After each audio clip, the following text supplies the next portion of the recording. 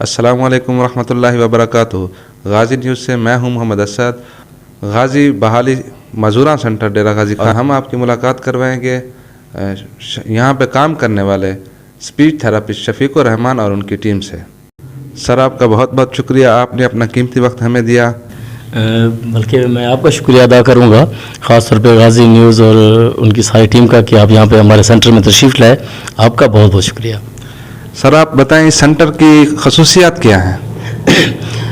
خصوصیت خاص طور پہ میں بات کروں گا غازی بحالی معذورہ سینٹر ڈی جی خان میں وہ سینٹر ہے جو کہ معذور بچوں اور اسپیشل بچوں پہ کام کر رہا ہے، ان بچوں پہ کام کر رہا ہے جو بول نہیں سکتے، خاص طور پہ جیسے کوکلی امپلانٹ کرا کے آتے ہیں یا ہیئرنگ پرابلم کے ساتھ آتے ہیں، توتلا پن ہوتا ہے، اڑنا ہوتا ہے، ہکلانا ہوتا ہے، تو اس طرح سے اگر کوئی بچے ہوں تو ان پہ ہم زیادہ کام کر رہے ہیں۔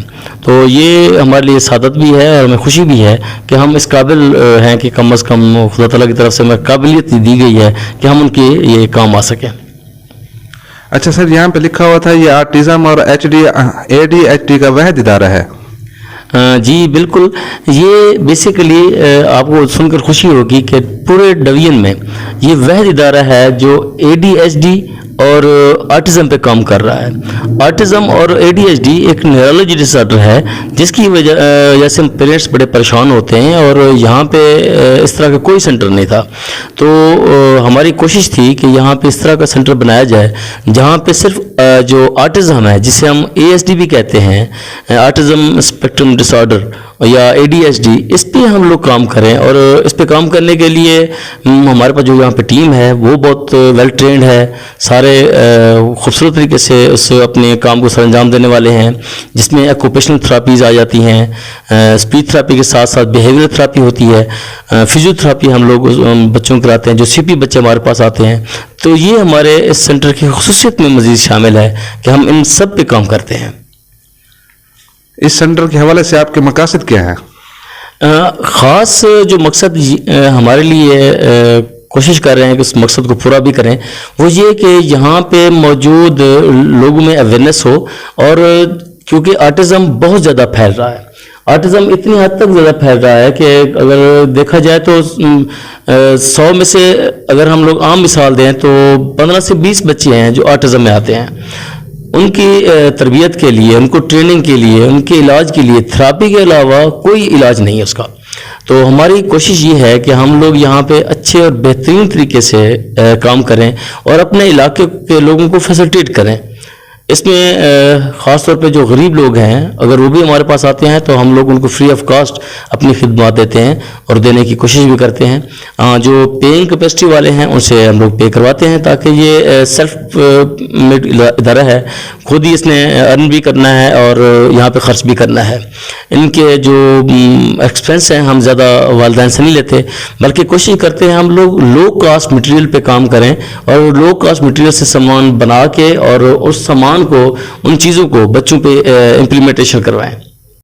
سر یہ آٹزم اور ADHD کی ہونے کی وجوہات کیا ہیں؟ اس پہ بہت زیادہ تحقیق ہوئی ہے، بلکہ اب بھی ہو رہی ہے۔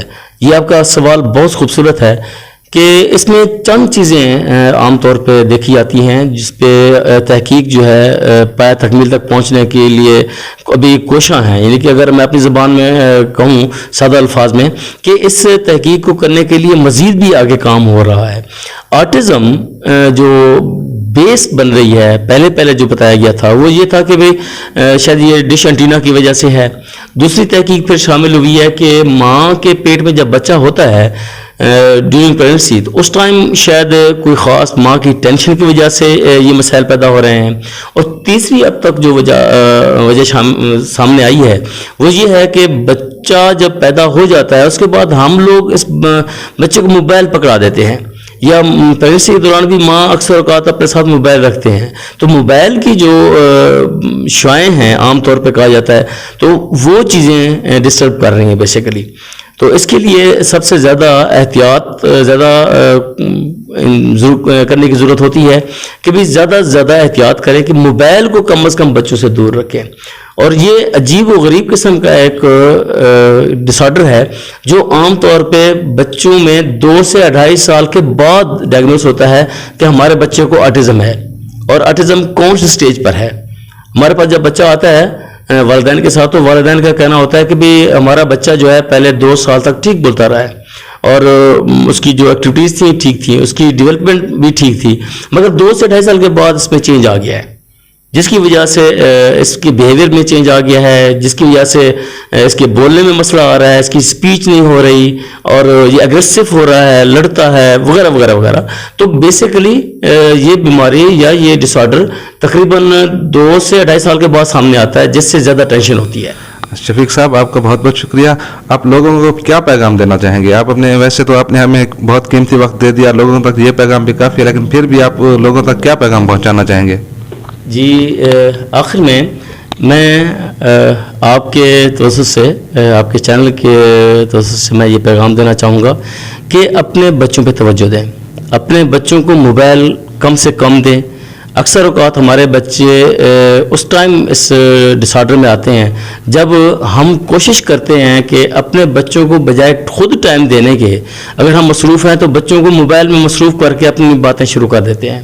تو کائنڈلی میں آپ سے گزارش کروں گا کہ اس طرح کا جو ایکٹ ہے نہ کریں, اپنے بچوں کو موبائل سے جتنی پاسبل ہے دور رکھیں اور بچوں پہ اسسمنٹ کروائیں. اگر کوئی ذرا سا بھی آپ کو بچوں میں تبدیلی محسوس ہوتی ہے تو کائنڈلی کسی اچھے اسپیچ تھراپسٹ سے ملیں, اس کو چیک کروائیں, اس کی اسسمنٹ کروائیں کہ ہمارے بچوں کی لینگویج کیوں نہیں ٹھیک ہو رہی یا ہمارے بچوں کی اسپیچ کیوں نہیں ٹھیک ہو رہی, تو تاکہ ان کے بچوں کا مستقبل بہتر سے بہتر کیا جا سکے. میری آپ سے یہ گزارش بھی ہوگی خاص طور پہ آپ کے ناظرین سے کہ اگر کوئی ذرا سا بھی آپ کو انڈیکیشن ملتا ہے بچوں میں کوئی مسئلہ پیدا ہو گیا ہے تو پلیز جلد از جلد کسی اچھے اسپیچ تھراپسٹ کو لازمی دکھائیں. یہ میری طرف سے ایک پیغام ہوگا. ناظرین, مجھے اور میری ٹیم کو اس سینٹر میں آ کر خوشی ہوئی کہ اس سینٹر ہمارے ڈی جی خان میں یہ سینٹر موجود ہے اور اس سینٹر کے مقصد بہت پیارے ہیں, لوگوں کی خدمت کرنے کے لیے, اور لوگوں کی خدمت کر بھی رہے ہیں. آئندہ پھر حاضر ہوں گے نئے ٹاپک کے ساتھ. اللہ حافظ.